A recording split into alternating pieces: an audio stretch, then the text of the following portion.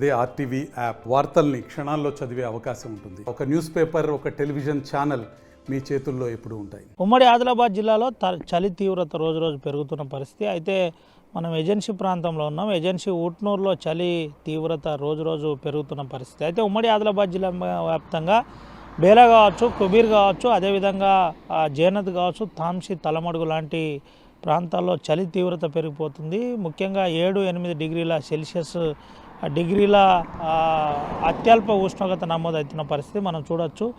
నెగడి పెట్టుకొని మరి మంట పెట్టుకొని ఇటు చలిగా ఆగుతున్న పరిస్థితి కనబడుతుంది. అయితే దీంతో పాటు ఇటు సైడు మనం కొంతమందితో మాట్లాడించే ప్రయత్నం కూడా చేద్దాం. మంటలతో చలి తీవ్రత పెరగడంతో ఈ మంటలు పెట్టుకొని కాగుతున్న పరిస్థితి కనబడుతుంది. అయితే ఉమ్మడి ఆదిలాబాద్ జిల్లా వ్యాప్తంగా ఇదే పరిస్థితి ఉంది. అటు ఆదిలాబాద్ కావచ్చు, మంచిర్యాల కావచ్చు, నిర్మల్ కావచ్చు, అదేవిధంగా కొమరం భీం ఆసిఫాబాద్లో ముఖ్యంగా చలి తీవ్రత రోజు రోజు పెరుగుతున్న పరిస్థితి కనబడుతుంది. అయితే మనతో పాటు కొంతమంది యువకులు ఉన్నారు, మంటలు కాగుతున్న పరిస్థితి, వారితో కూడా మాట్లాడించే ప్రయత్నం చేద్దాం. బ్రదర్, ఎట్లుంది చలి? రోజు రోజుకు ఘోరంగా ఉంది చలి. ఎక్కడ ఏంటి అంటే ఊట్నూరులో ఇదే పరిస్థితి ఉందా? ఎప్పటి నుంచి ఉంది ఇట్లా? అన్న ఇది కొద్ది రోజులు ఒక 1 వీక్ నుంచి ఇట్లా ఉంది. చలి ఘోరంగా ఉంది, రోజు రోజుకి పెరుగుతుంది, పొద్దున్న ఇంకెక్కువ ఉంది. ఇంకేంటంటే కొంత ముసలోళ్ళు ఇబ్బంది పడుతున్నారు ఈ చలితో అంటున్నారు. ఏంటంటే మీరు బంద్ చేస్తే మేము చెప్పచ్చు. అంటే ఏంటి అంటే దీనికి సంబంధించిన సేఫ్టీ ప్రికాషన్స్ ఏం తీసుకుంటున్నారు ఏంటో? ఏం తీసుకోవాలి, వేడి నీళ్ళు తీసుకోవాలన్న పొద్దుల వేసిన వెంటనే. ఇంకేమంటే చలి దుప్పట్లు ఏమంటారు, స్వెటర్ కానీ దుప్పట్లు కానీ కప్పుకొని బయటికి వెళ్ళాలని అనుకుంటున్నాం. ఇట్లా రోజు చలి మంటలు కాగుతున్నారా? రోజు కాస్తున్నాం. ఎందుకంటే చలి ఎక్కువైపోయింది కదా. ఇంతకుముందు లేకుండా నెల కింద అయితే చలి ఏం లేకుండే, ఈ 10 రోజుల నుంచి చలి కొంచెం ఎక్కువైపోయింది. స్నోఫాల్ కూడా పడుతుంది పొద్దుల అట్లా. ఇది పరిస్థితి, చలి తీవ్రత పెరుగుతుందని చెబుతున్న పరిస్థితి. మనతో పాటు ఇంకో బ్రదర్ ఉన్నాడు, మాట్లాడిద్దాం. బ్రదర్, ఏంటి పరిస్థితి? ఎట్లుంది చలి? గట్టిగా మఫ్లర్ అంతా గట్టిగా వేసినట్టు చెప్తాను. ఎప్పటి నుంచి ఉంది ఇట్లా చలి? 1 వీక్ ఉన్నది, 1 వీక్ అవుతుంది. ఏంటి మరి ఏం సేఫ్టీ ప్రికాషన్స్ ఏం తీసుకుంటున్నారు? అసలు విషయం చాలా ఉంది చలి, ఘోరంగా ఉన్నది చలి. అయితే బయటికి వెళ్ళక మనుషులు కూడా ఇబ్బందే పడుతున్నారు. మంటలు రోజు రెగ్యులర్గా మంటలు కాగుతున్నారా? మంటలు పెడుతున్నారు రోజు. పొద్దున కూడా లేద్దామంటే కూడా కష్టం ఉన్నది, అంత చలి ఉన్నది. అంటే దీనికి సంబంధించిన ఏమైనా జాగ్రత్తలు చెప్తున్నారా డాక్టర్లు కానీ అధికారులు కానీ? ఇప్పటికైతే ఏం చెప్పలేదు.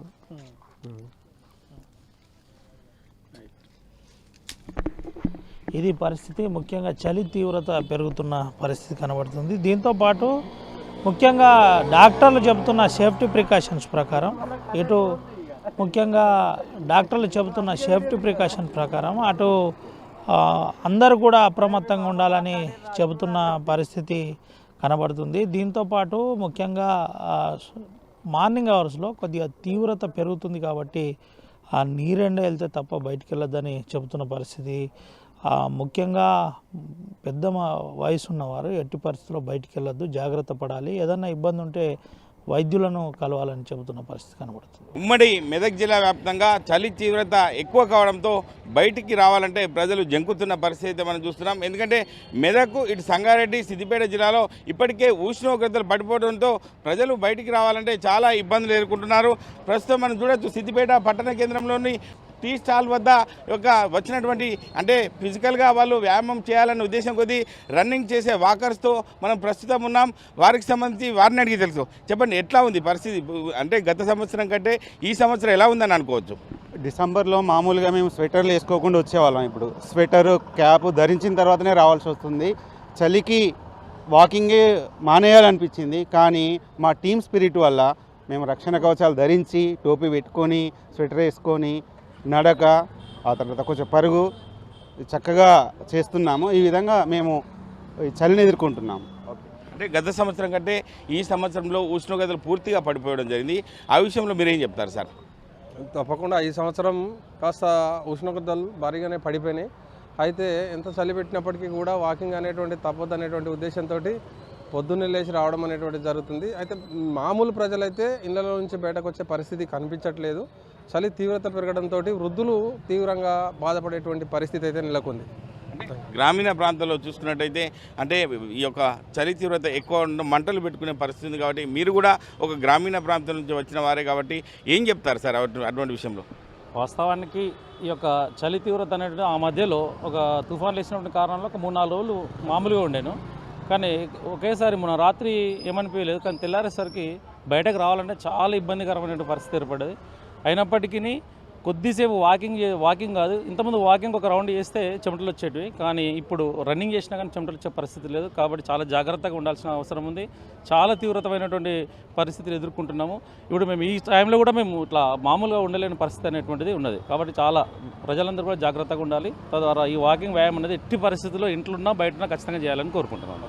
వాకింగ్ చేసే సమయంలో వృద్ధులు కానీ చిన్నపిల్లలు కానీ బయటకు వచ్చే పరిస్థితి ఉంది. కాబట్టి వాళ్ళ పరిస్థితి చూస్తుంటే మీకు ఎలా అనిపిస్తుంది? మీరు ఎటువంటి జాగ్రత్తలు తీసుకుంటున్నారు? చిన్నపిల్లలు ఈ యొక్క ఉష్ణోగ్రతకు వాస్తవానికి 8 గంటల లోపు రాకూడదు. ఎందుకంటే పెద్దవాళ్ళకే చాలా ఇబ్బంది అవుతుంది. ఈ యొక్క ఉష్ణోగ్రత చిన్నపిల్లల మీద ప్రభావం ఎక్కువ ఉంటుంది.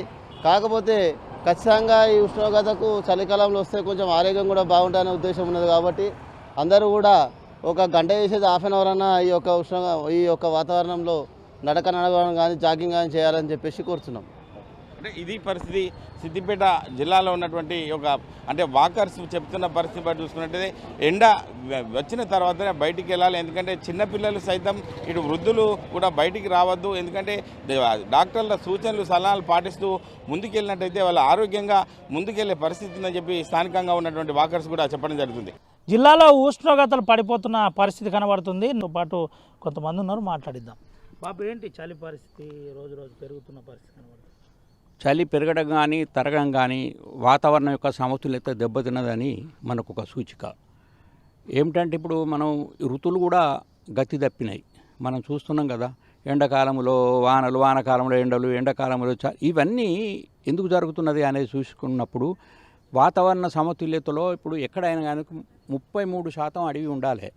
ఆ అడవి బ్రహ్మాండమైన రీతిలో ఉన్నప్పుడు ఈ వాతావరణ సమతుల్యత దెబ్బతినదు. ఇది ఇండియాలో ఎక్కువ ఉన్న సమతుల్యత లోపించడం అనేది ఇతర దేశాల కొద్దిగా అక్కడ స్టార్ట్ అయింది. అయితే విషయం ఏంటంటే భూగోళం మీదే ఆ పరిస్థితులు ఏర్పడ్డాయి. ఇవాళ ఏంటిదంటే మనం ఫారెస్ట్ను కానీ చెట్లను కానీ సంరక్షించుకుంటే ఈ వాతావరణ అసమతుల్యత అనేది ఏర్పడటానికి అవకాశాలు ఉండవు. కానీ ప్రభుత్వాలు చిత్తశుద్ధి, పెట్టుబడిదారుల యొక్క ధనకాంక్ష, కార్పొరేట్లకు మరి వీటన్నిటి వల్ల అంత డబ్బు చేసుకునే యొక్క తాహతాలో ఇవన్నీ కూడా ఈ విపరీత పరిణామాలు జరుగుతున్నాయి.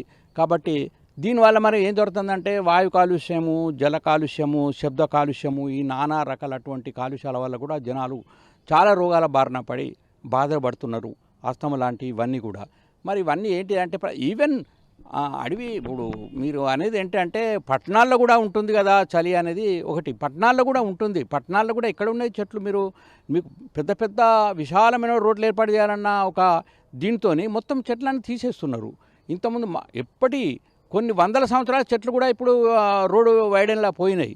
కానీ ఆ చెట్టును మళ్ళీ తిరిగి ప్రతిష్ఠించవచ్చు. ఇప్పుడు ఇతర దేశాలు అదే జరుగుతుంది, కానీ ఇక్కడ జరగటం లేదు. ఎందుకంటే ఇక మన వాళ్ళ ధనకాంక్ష అనేది వేరున్నది. వీళ్ళకు దేశ అభివృద్ధి, దేశం యొక్క మంచి కంటే వాళ్ళ ధన సంపాదన ఉన్నది. ఆ కాంక్ష, ఆ చెడు దురాశ వల్ల కూడా ఇవన్నీ జరుగుతున్నాయి. కాబట్టి ఏంటంటే ప్రజలందరూ కూడా మేల్కొని ఇంటికో చెట్టు నాటుకోవాలి మనం పట్టణాల్లో. తర్వాత ఫారెస్ట్ను కూడా మన బాధ్యత. అది ప్రభుత్వానికి మా చైతన్యవంతమైన సమాజంతో కూడా ప్రభుత్వం మీద ఒత్తిడి తీసుకురావాలి. ఫారెస్ట్ను డిస్టర్బ్ చేయకుండా 5-33% ఉండేలాగా ఎక్కడ ఖాళీ ఉంటే అక్కడ విపరీతమైన చెట్లు పెంచితే మాత్రం వాతావరణ ఈ సమతుల్యత అనేది దెబ్బతినదు. మనం సాధ్యమైనంత వరకు మానవ ప్రయత్నంగా ఇప్పుడు వినాశనమే చేస్తున్నాం కాదు, పునరుద్ధరణ చేసి ఈ యొక్క వాతావరణానికి సమతుల్యత వైపు కనుక మనం ఆలోచనలు చేసి ఆ వైపు మనం ప్రయత్నాలు చేస్తూ మన పనులు కొనసాగితే మాత్రం ఈ యొక్క అసమతుల్యత అనేది పోతుందని చెప్పి నా అభిప్రాయం. జాగ్రత్తలు ఏ విధంగా ఉండాలి ఏంటి? జాగ్రత్తలు ఇప్పుడు చెప్పాను కదా సార్. జాగ్రత్తలు ఎట్లా ఉండాలంటే ప్రతి వ్యక్తి కూడా ఈ చెట్టుకు చక్కటి వాల్యూ ఇవ్వాలి. ఎందుకంటే ఒక చెట్టు ఒక 3 కోట్ల ఆక్సిజన్ నీకు ఫ్రీగా ఇస్తున్నది. చెట్టు అంటేనే అయిపోయాయి. దీన్ని కొట్టేసుకొని మనం ఇంట్లో పొయ్యిలో పెట్టుకోవాలి, లేక పనికి వస్తే ఫర్నిచర్ చేసుకోవాలి, ఇదే ఆలోచనలు. కానీ ఇక మరి వాతావరణం పరోక్ష లాభాలు ఉన్నాయి కదా, బ్రహ్మాండమైనటువంటి పరోక్ష లాభాలు ఉన్నాయి చెట్ల వల్ల.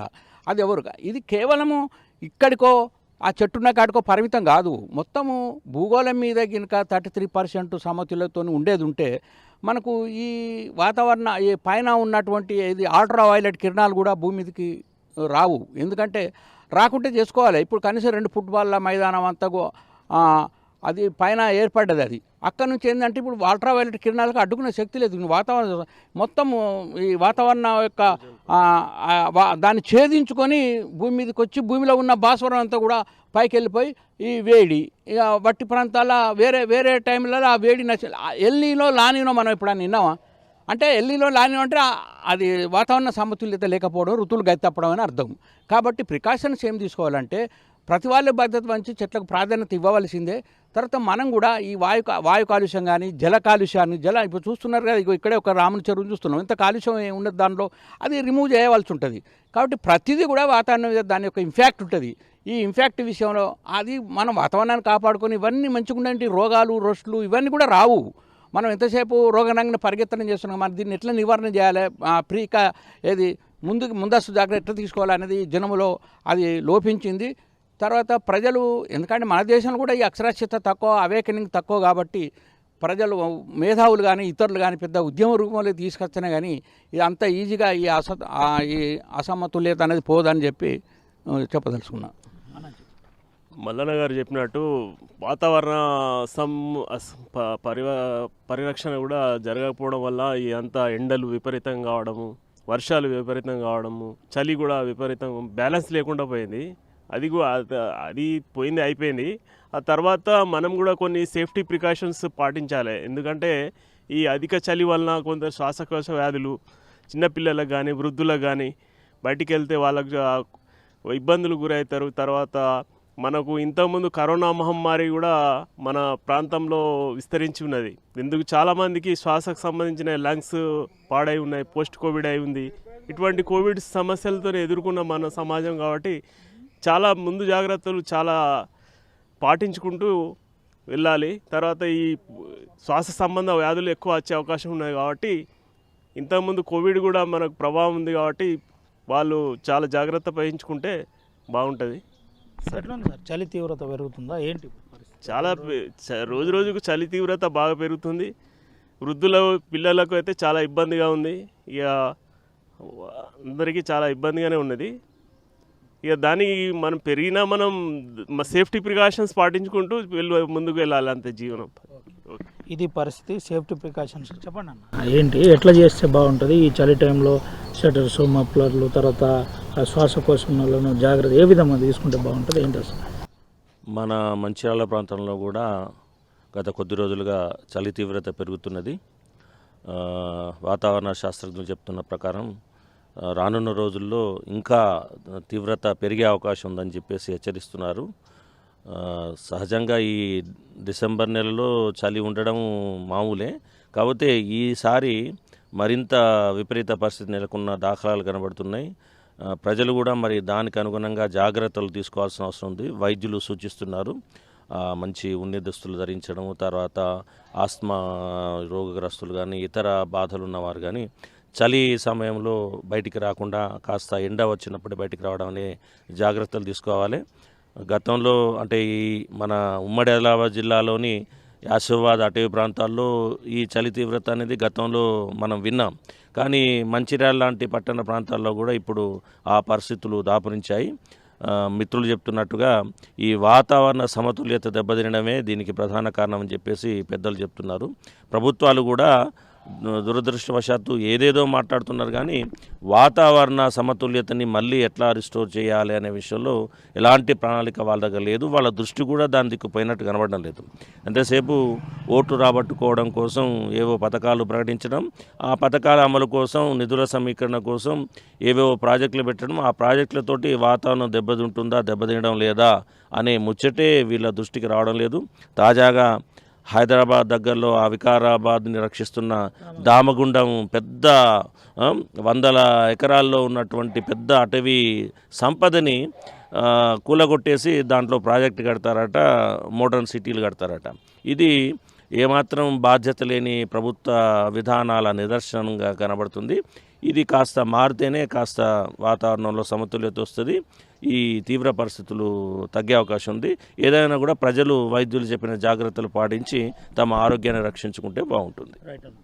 ఇది పరిస్థితి. ప్రజలు వైద్యులు చెప్పినట్టుగా తమ ఆరోగ్యాన్ని కాపాడుకోవాలని చెబుతున్న పరిస్థితి. అయితే మనం ఒక్కసారి గమనించినట్టు కనుక అయితే తిర్యానీలో ఈరోజు 9 డిగ్రీలకు అత్యల్పంగా ఉష్ణోగ్రత పడిపోయిన పరిస్థితి. బేలా, అదేవిధంగా కుబీరు, ఆడ నుండి ఆదిలాబాద్ ప్రాంతాల్లో కొన్ని ప్రాంతాల్లో 9 డిగ్రీల ఉష్ణోగ్రత నమోదైన పరిస్థితి కనబడింది. ఉమ్మడి ఆదిలాబాద్ జిల్లా వ్యాప్తంగా రోజు రోజుకు చలి తీవ్రత పెరుగుతుంది. ముఖ్యంగా ఏజెన్సీ ప్రాంతాల్లో ఉష్ణోగ్రత పడిపోతున్న పరిస్థితి కనబడుతుంది. ఒక రకంగా గతంలో చూసినట్టు కనుకైతే ఈసారి డిసెంబర్ మాసంలోనే చలి తీవ్రత పెరిగిపోయిన పరిస్థితి కనబడుతుంది. అయితే ముఖ్యంగా వైద్యుల సూచన మేరకు వైద్యులు చెప్పినట్టుగా శ్వాసకోశ వ్యాధులు ఉన్నవారు ఎండ వెళ్తే తప్ప బయటికి వెళ్ళొద్దని చెబుతున్న పరిస్థితి. ఏదైనా ఇబ్బంది ఉంటే సొంతగా వైద్యం కాకుండా నేరుగా పిఎస్సీలు, మెడికల్ ఆఫీసర్లను వెంటనే సంప్రదించాలి, తగు జాగ్రత్తలు తీసుకోవాలని చెబుతున్న పరిస్థితి అయితే కనబడుతుంది. మరిన్ని వీడియోస్ కోసం ఛానల్ ని సబ్స్క్రైబ్ చేయండి,